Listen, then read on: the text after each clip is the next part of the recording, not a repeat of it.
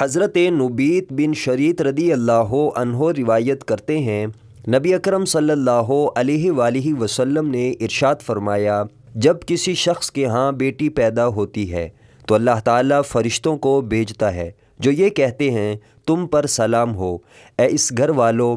پھر وہ لوگ اس بچی کو اپنے پروں کے ذریعے ڈھانپ لیتے ہیں اور اپنے ہاتھ اس کے سر پر پھیرتے ہیں اور یہ کہتے ہیں، ایک کمزور وجود جو ایک کمزور وجود سے نکلا ہے، اس کی دیکھ بھال کرنے والے کی قیامت کے دن تک مدد ہوگی۔ مجموع الزوائد حدیث نمبر 13484۔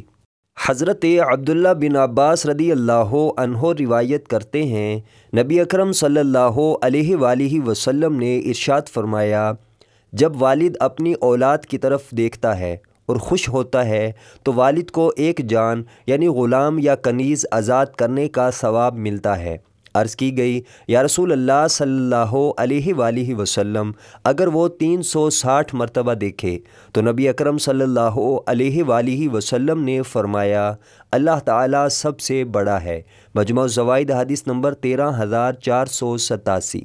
حضرت ابو ہریرہ رضی اللہ عنہ روایت کرتے ہیں، نبی اکرم صلی اللہ علیہ وآلہ وسلم نے ارشاد فرمایا، جو شخص کسی یتیم کی کفالت کرے، چاہے وہ رشتہ دار ہو یا رشتہ دار نہ ہو، تو جنت میں اور وہ ان 2 انگلیوں کی طرح ہوں گے۔ نبی اکرم صلی اللہ علیہ وآلہ وسلم نے اپنی 2 انگلیاں ملا کر یہ بات ارشاد فرمائی اور پھر فرمایا، جو شخص 3 بیٹیوں کو پالتا پوستا ہے وہ جنت میں جائے گا اور اسے اللہ کی راہ میں روزہ رکھنے اور قیام کرنے والے مجاہد کے اجر کی مانند اجر ملے گا۔